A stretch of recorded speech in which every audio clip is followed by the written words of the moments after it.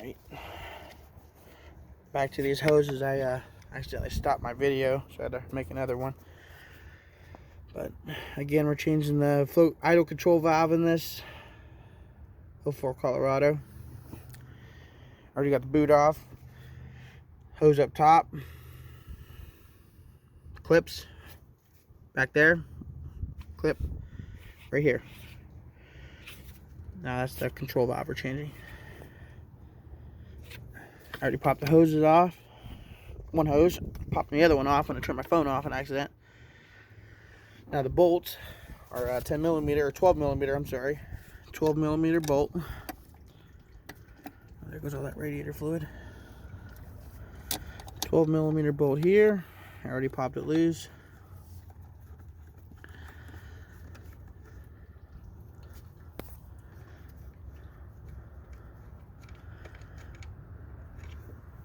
The nut, actually. The top two should be nuts, and the bottoms, I think, are bolts.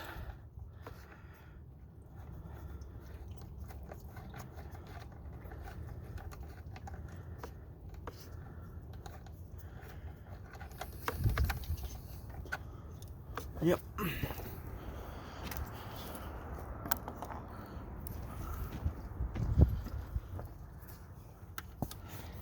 Bottom one.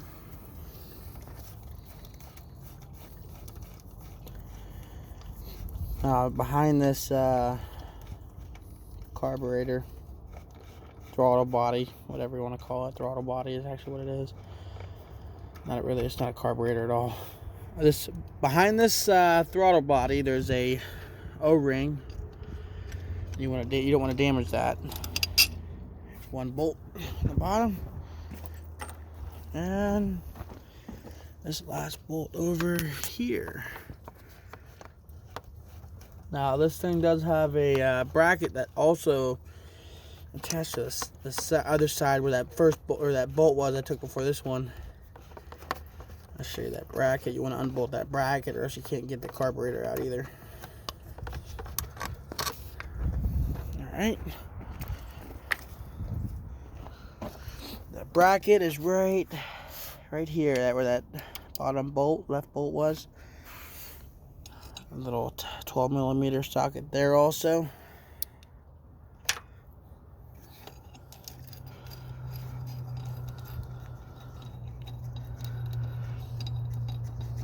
I don't know what the specs are to have those. I don't know, back tighten back down. I don't know if there's a spec for that, but probably is. There's specs for everything. Okay. Now I think that's everything. Now you don't want to get radiator fluid in your intake, so keep those hoses down so you don't get them up inside the and behind this throttle body when you pull it out. Just like so. So you have radiator fluid at the bottom of that, so you don't want to get that in your. I'm gonna shake that out in my pan down there. Okay.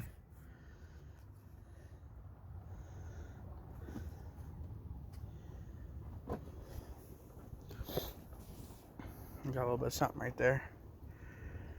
Probably drippage from when I was pulling that out. I was being careful or something. I'll clean that out. Doesn't look like nothing got inside, but like I said, that's still coming out. So, and there's that O-ring I was talking about. I'll clean that out. But let's take this. Let's take this part off. You don't want to twist this carburetor very much. It's sat like that, so I want to keep it in the same way. I'm going to crack them screws loose, and then I'm going to put it on the new one. Let me break them loose real quick. Alright guys.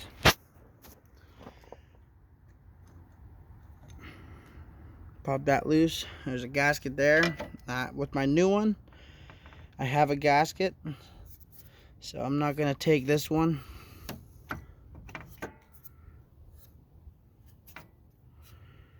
So I'm gonna try to get that one out. Oh shoot.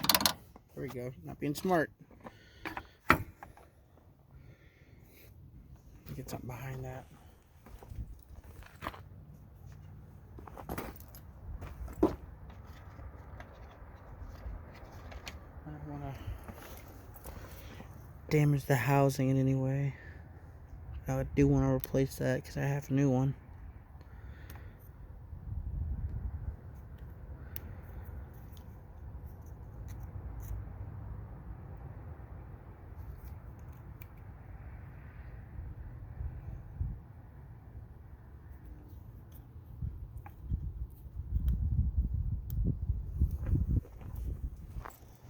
Now, with my new one, got a new one.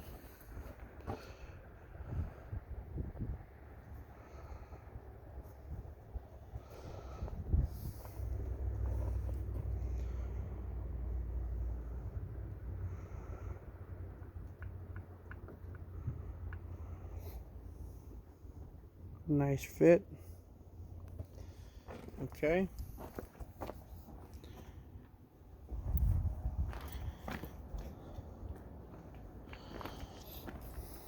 Now I got this new one. I bought it from 1AAuto.com. Now I'm not sponsored by 1A Auto at all in any way like that. I'm just recommended. It was a cheaper part there. I wasn't going for quality, even though they do have quality cheap parts. This looked like a perfect fit. Everything was fine. Looks the same thing as the old one I just put off. Where's the old one?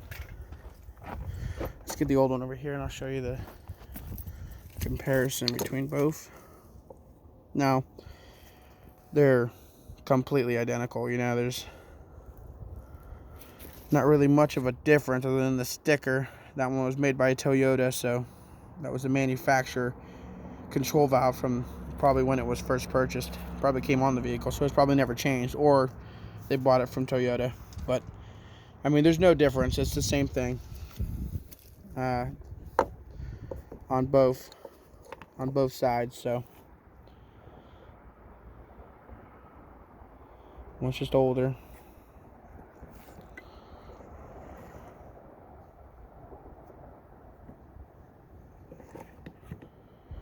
Like I said, I'm not sponsored, but these were AutoZone wanted $210 for this, and I was like, whoa, no, there's got to be a cheaper place. So I looked around. I called Advance. They wanted $210. O'Reilly's didn't have it, but there is also the Auto Parts Warehouse. Rock Auto had one for $85, and A1 had this for $45. So I was up for this one here, and that's what I purchased.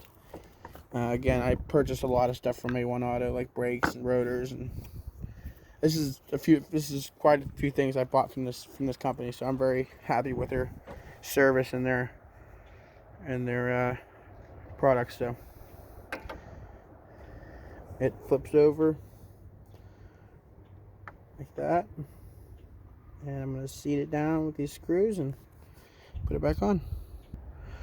Oh, and I wanted to show you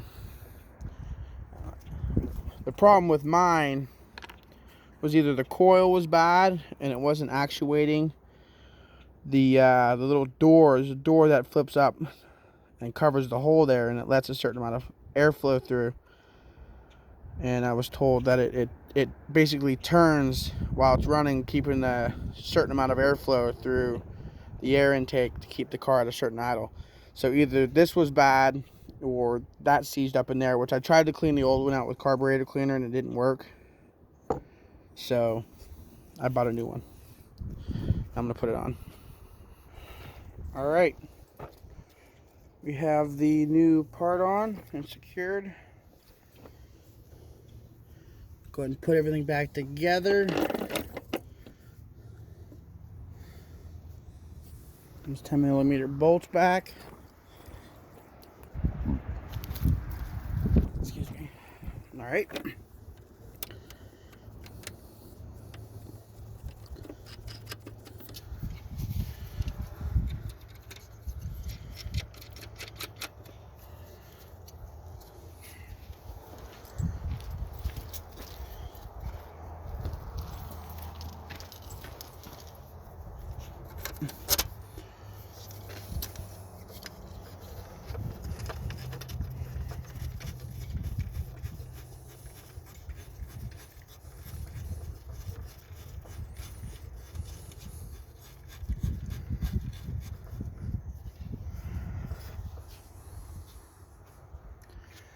Put the rubber hoses back on.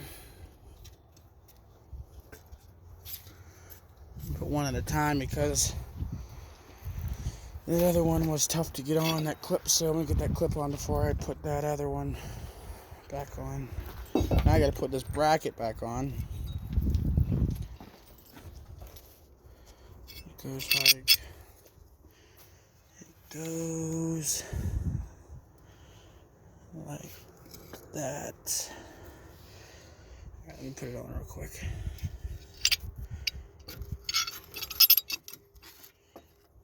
And then we'll put the bolt through. Just like that.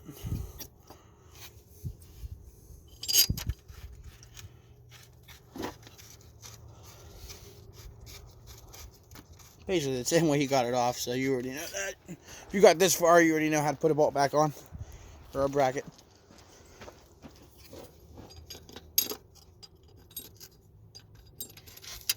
I have faith in you.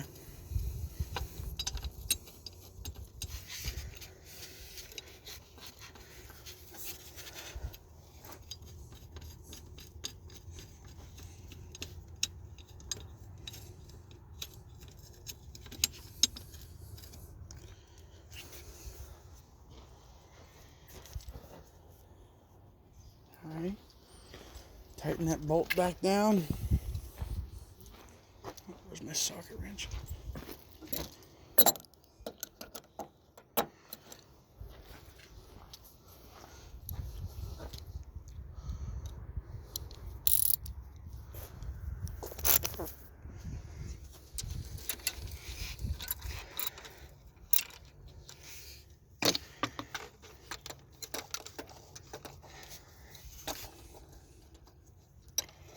Tighten those bolts back down. I gotta do it with two hands, so I'm gonna put the phone down. And I'll show you what to do next. Okay guys, I got the 4 bolts tightened down for the carburetor. Top, bottom, 2 and bottom, 2 top. Bracket, side. I put this hose back on.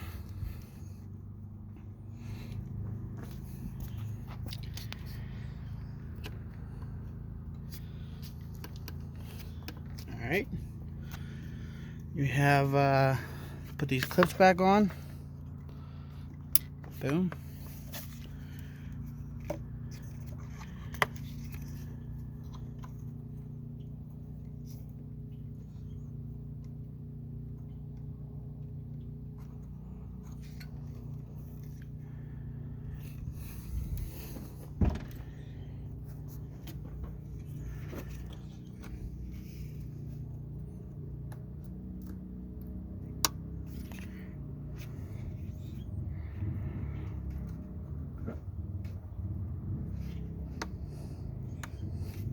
Right. Then you got to put your boot back on.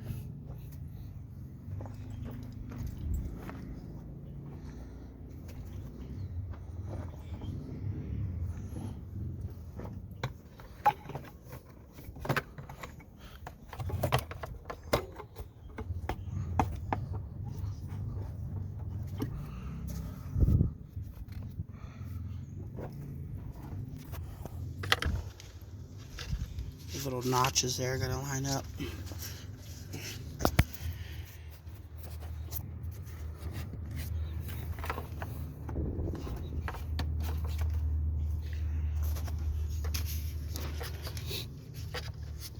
Wiggle it back and forth till it goes together. There we go. Top side, same thing, little notch right there. Right there, little plastic goes into the notch on the boot. Tighten that down. I'm going to slide this clip forward so I can reach it better.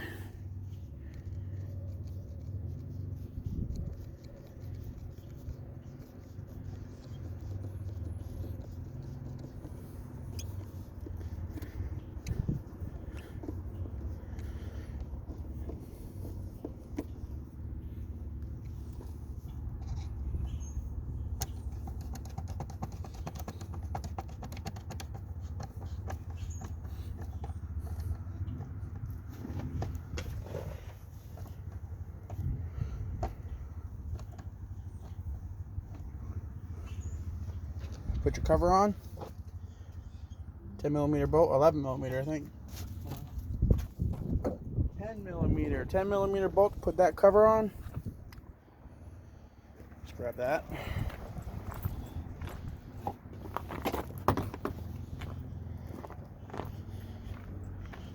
Yeah, 10 millimeter bolt. Fits right through that hole there. Like I said, mine was broke. That hole there, and that hole there. If you don't have them, AutoZone can replace them. That's probably only a couple bucks, but that's all it is. And that should help with the high idling on your Corolla. But if you have any comments or any questions, like I said, I'm not no mechanic, so if you have any comments, well, it'll help out with any future references or anything like, not references, but ideas on how to work on your car. Do a like if you want, share, or subscribe, however you want. Appreciate you guys. All right.